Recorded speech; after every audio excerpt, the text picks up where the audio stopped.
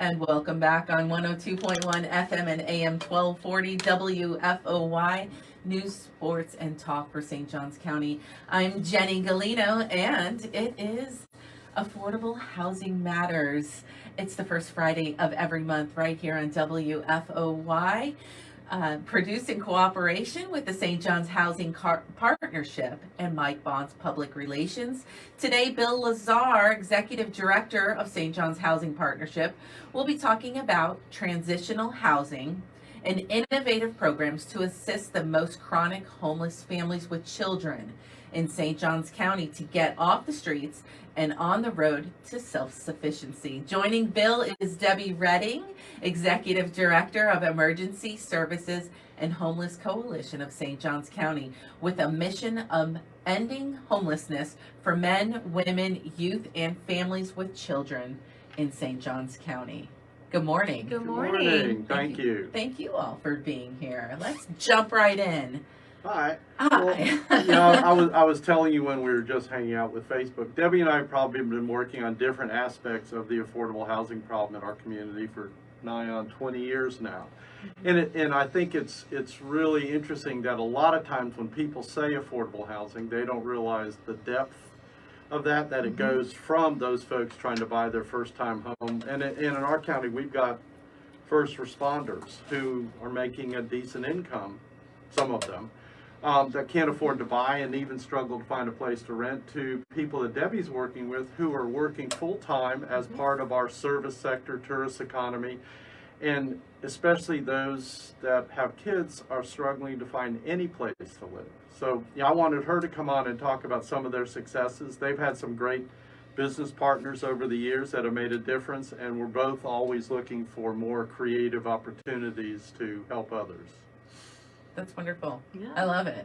I love this show. Every month I look forward to it because there's so much good information that if you don't know, you don't know. And this is the way to get it out to everybody and let them know what is available, what programs there are. Right. And it, because you can start to feel hopeless at some point, just like there's no help for me and there's no light at the end of the tunnel. So. Well, tell them about some of the stuff that y'all do. Sure. So we have a 5-acre campus in West Augustine, and we have 23 homes for homeless families. That is our focus, is to get families off the street. We take in the most vulnerable homeless families. They are referred to us through St. John's Care Connect after going through an assessment to see what their needs are. And we work with them. We make sure they're employed because you have to have earned income. And then we work with them on providing the tools they need to become self-sufficient. So that's our goal, is to help raise them up, get them out into the community. They can stay with us for up to 2 years. We provide transitional housing, which is a program. And then we provide permanent housing now with supportive services, because if you're coming off the street, there's absolutely no way you're going to be able to be successful and maintain your housing without some supportive services. Sure. So we have case managers that work with our families in both programs. And that's really, I think that's a huge positive impact. The housing partnership has some rental property, but as I say, we just try to be a benevolent landlord. We kind of manage it, collect the rent, take care of the property, give somebody decent, safe, and sanitary. But they're folks that, for the most part, are more stable. They've been in the rental market for a while. We hope some of them might, with paying a little bit less for rent with us, might be able to move towards saving money, paying down their debt, and buying their first home. Debbie's working with folks that have had, any number of different challenges, not the least of which is working at jobs that don't give them 40 hours a week in a town where you need 50 or 60 hours a week to pay the bills. But what's really critical is that they bring those kind of life skills. Years ago when we were all in college, we, at some home ec class or something, they taught you about balancing your checkbook, managing money. There's not enough of that goes on now. We've got a lot of our lending partners, local banks, that will do financial literacy classes and stuff. They'll come talk at Debbie's campus. They'll do things. But it's the kind of thing where you almost want to have that every 30 days, Sure. because there's so much temptation out there to get a credit card, to open up a little, credit card account, which hurts your credit score and everything else. And so what Debbie and them do is they really, it's hand holding. And it's part of what I just looked at and said, the housing partnership, that's not what we do well. So, Right. You look at folks like theirs that offer that sort of wraparound service, that's what makes something successful, because they really can help somebody if something comes up. The big challenge these days, after 2 years of COVID, is just making sure everybody's got full-time employment. Stable employment. So they work with them if something comes up to say, well, you got your hours cut, what can we do to help? Right. But we're here to try and help you, and I think Right. that's what really makes a difference. Well, I think that's what helps us help our families, Yeah. right? So it's really important. Our families are working for small businesses. Mm-hmm. They're working in restaurants. They're working at hotels. They're working at the grocery store. Many of our moms, mostly single moms, 1, 2, 4, 5 children, and they're struggling to make a living because they've gone from making $9 an hour a couple years ago to what we thought was success, to get them to $15 an hour. Yeah. And they're at $15 an hour. And, Bill and I would do the math. And we're like, well, at $15 an hour, if you're trying to move into an apartment and they're requiring you prove you make 3 times the rent, they will never qualify for any apartment here in St. Johns County. So what does that mean? That means they have to move out of the county. And once they move out of the county, it doesn't even make sense for them to have to drive 40 miles to come in to work. At a grocery store. Right. And so that's where we're struggling. We're doing a great job bringing the families in, getting them off the street, getting them earned income, getting their children in daycare, making sure their kids are going to school, educating them, learning budgets, and they're doing all the right things. But they can't find a place to move on to. And our program requires that you move on. Right. You You're move up. transitional. You need Right. to go. Yeah. And Right. it's one of the big problems that a lot of nonprofits have. Betty Griffin House does the same thing. Exactly. They have transitional housing, and both the groups do a great job getting people who are in crisis stable, back on their feet, ready to go. The problem is there is so little opportunity for them to move up and out, going from paying $500, $600, $700 a month to what the current market is for a 2-bedroom apartment is $1,200-$1,300. I mean, Oh, you're lucky if you find that. the estimate right now is for you to rent a 2-bedroom apartment in St. Johns County, you need to be making at least $22.85 an hour. That's almost $45,000 a year. That's a challenge for anybody who's a single parent and Absolutely. working. But it's a growing challenge, I think, for our the people who are really the backbone of our economy, that are in the hospitality and tourist industry. The folks that are all those service sector jobs, whether it's hotel, restaurant, grocery store. Yep. Anybody who moves here wants to know that all of those are fully staffed. But yet the people moving here don't realize how much of an impact they're having by overpaying for housing, and how that just drills down on everybody else. So that's kind of what our big challenge is, trying to figure out how to create more. Debbie's got the homes that they've got, a number of them are just like a lot of the homes we work on with our home repair program. They're 30, 40, 50 years old, so they've had some great partnerships helping them fix them up. And that's been something I was really proud to see. The St. John's Builders Council working with them. They adopted a house and we're making repairs. That's awesome. I cannot wait to hear more about it. We're going to take a real quick Okay. break. You know that it just kind of jumps in. It makes us go to break. So hold that thought. We will. We'll get back to that when we come back on WFOY. You're listening to the St. Johns County Affordable Housing Matters program every first Friday of the month. Stick around. Don't go anywhere. I'll talk about that. I think talk about that. Also, I think even let's mention what the United Way with the ARPA funds is going to help you with. And another thing we do, right? We don't only serve the people that live in our houses, but we serve the general population as Right. well. Right. So we provide food and clothing. Good morning. Hey, Good hey, morning. Hey. How are you? Good to see you. No matter what, I'm Debbie. I'm like, Hi, Mike. no Nice matter- to meet No matter you. what time I leave, Jacksonville is never enough time. There's always a wreck. It's or always- Oh, yeah. welcome, Absolutely. welcome to. Ready? There is. Put your Yeah. photo here. One more. That's good. Thank you. Yeah, you know, Debbie was just telling me that all of her employees live out of county. Everyone. Yeah. Mm-hmm. It's just, It's you know, unfortunate. and Hate that. I think Well, if we started I mean, polling I businesses. understand, but I like your Well, shirt. or how many have open job vacancies right now?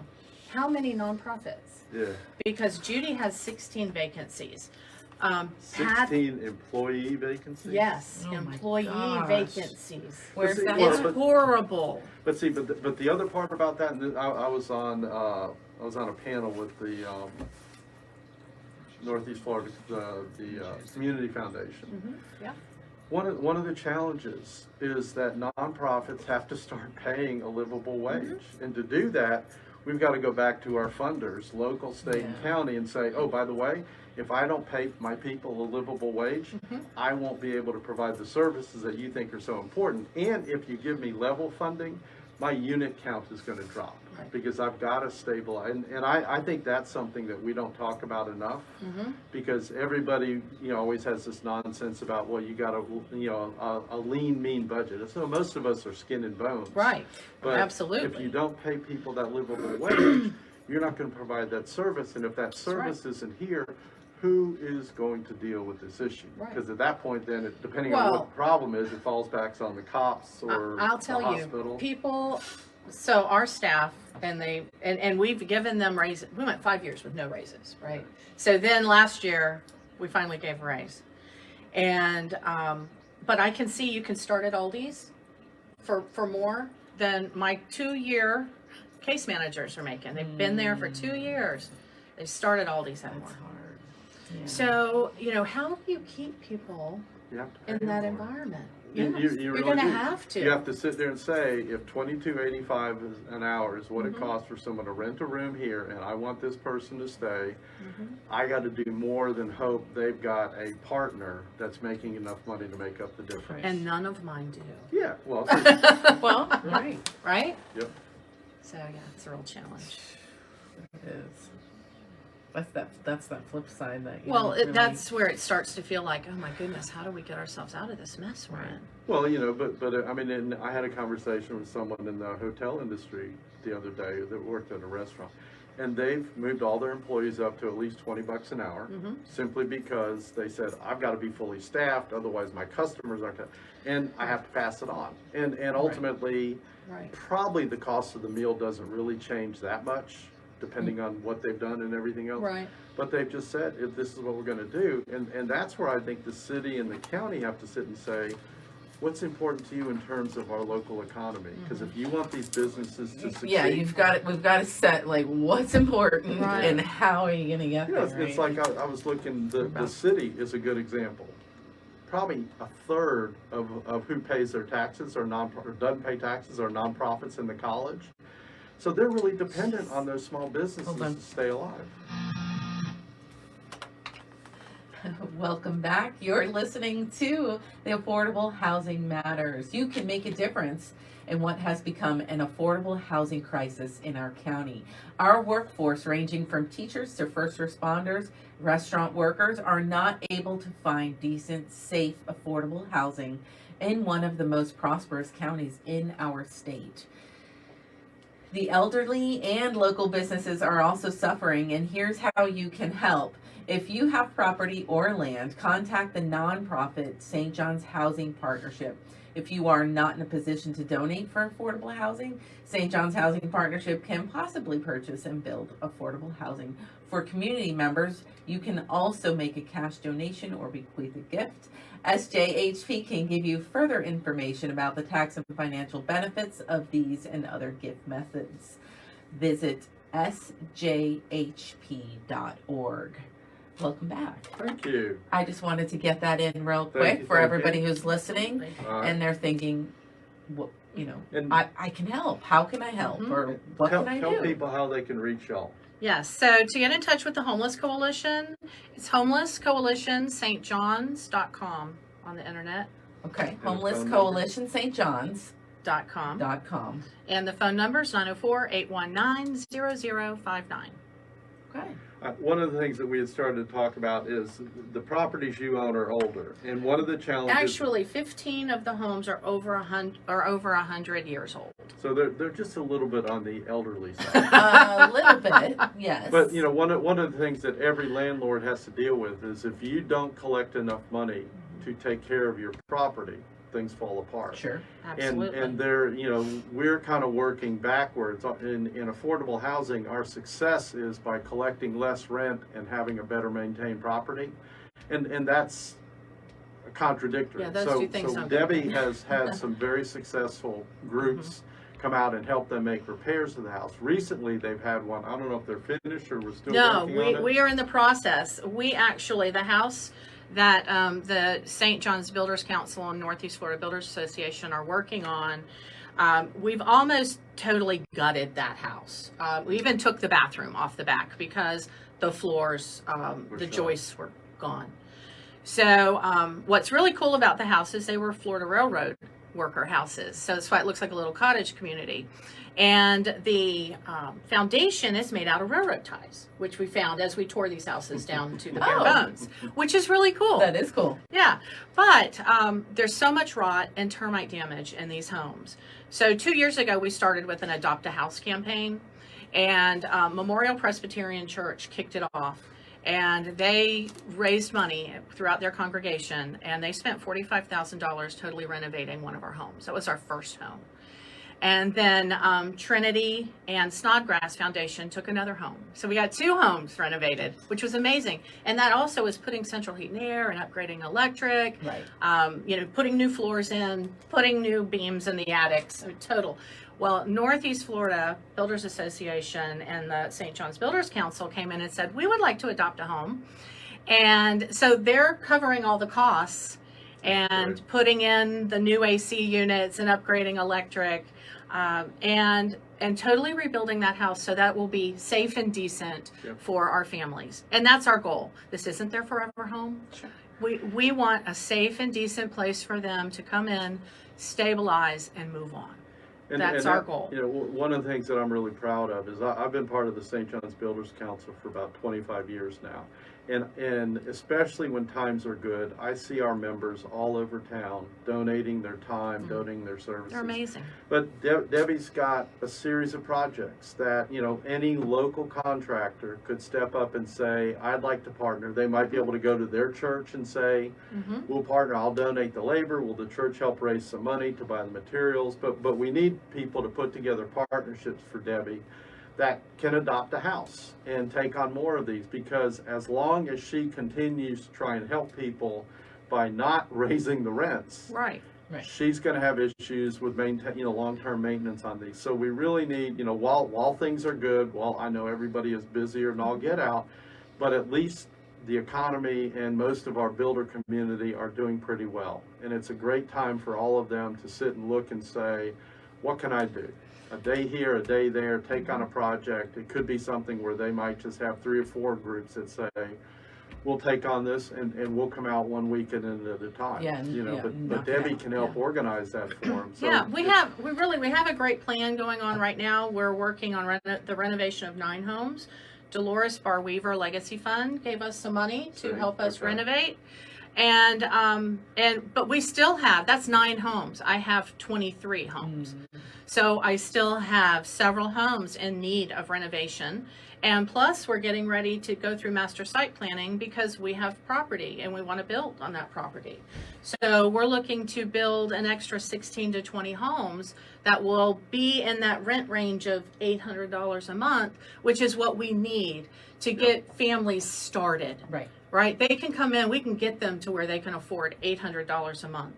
Our challenge, because then we want them to move to Bill Lazar's homes. We want them to move into Habitat. Right. That's what we work with them on. Ultimately, the goal is home ownership. That's the wealth builder. That's what we want for them. But there's a lot of work that has to go into that. They have to start somewhere, and that somewhere is at the Homeless Coalition. So if we can renovate all of our homes and then get the support to build 20 more homes on our property, then I think, then we're starting to actually make a dent in some of this, but they have to have a place to go to. Right. And, Bill can do so much, but we've got to get our county and our city engaged to help us do more. We really got, we need a 5 or a 10-year vision that says, here's where we are now. Debbie's a great example. Her transitional housing, her folks need a goal beyond her property. So in 2 years, what is going to be developed that they would be able to move into? The housing partnership, we've got probably 6 rental properties that we'll build in the next year, but that's only 6. We need to look at resources. One of the things that I've seen around the country is that churches are looking at their land inventory and saying, someone donated a lot to us, or someone donated a parcel, and we don't really have a use for that particular. Would they partner in some way? We need everybody to look and say, St. Augustine's been an amazing community. I mean, the one thing that I'm always impressed about St. Augustine is how many local people stick together and try and do things. Absolutely. And, That's most true. of the folks we're working with are not transplants. They're people that have been born and raised here, lived here for the last 10, 15, 20 years. They are our local employees. And most of them could find jobs in Palatka, Flagler County, or Duval and not commute in, but they're still commuting in or struggling to remain here. And we've just got to start building that resource pool. So we really need people to put their heads together. I think small businesses, when I hear about restaurant owners and even some contractors who bought a house and are renting it to their employees to stabilize their own key employees, like I know one restaurant is doing that with their chef. Obviously, you don't want to lose your chef. And if the chef can't find a place to live, what happens to your business? So if you've got a few business owners looking at doing that, we need the other business owners to step up and do 2 things. One is talk to their local officials and say, what are you doing? What resources can you bring to the table? And then the other part is, where else do we come up with resources so that we can? Because at a certain point, the cost of a 2x4 is going to be the cost of a 2x4. I can't buy it any cheaper than someone else can. But if we get enough people putting their heads together, or find donations that help, or get things like Debbie recently, the county got some American Rescue Act plan money, and some of that money is going to be used for infrastructure. Habitat's getting money to help put in some of the infrastructure for their next subdivision. Y'all are getting some money for supportive service case manager, because we don't only serve the 23 families that live with us, but we also serve the general public. So people coming in, they need help with their food stamp applications. People coming in, they need a resume. They're trying to go back to work. They don't even know how to use the computer. We're trying to help them help them with job applications. This job will also be able to drive them to their job interviews. We've got to get people back to work. Right. Yep. Right. So it's important, get people back to work, and then have a place for them to live. Right. Once they start. And those funds were actually, they came to the county passed them on to the United Way, and the United Way is then dispersing them to a number of different groups around town. Yes. But it's all part of the recognition that I think that when it comes to affordable housing, nonprofits, no matter what business they're in, can't do their business successfully if their customers, their clients, the people they try and help, can't find a decent, safe, and affordable place to live. Well, this has been wonderful. See, I told you it'd go fast. Time goes so fast in this That's little not box. fair. I know.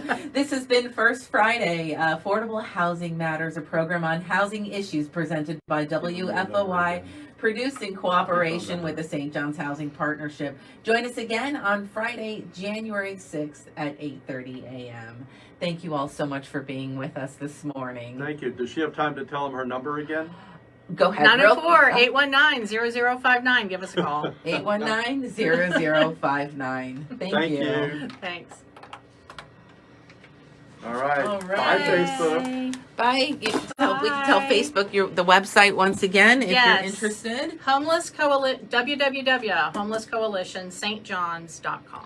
Homeless Coalition, stjohns.com, and the phone number one last time. 904-819-0059. Awesome. Thank you. All right. Say goodbye, Facebook. All right, bye.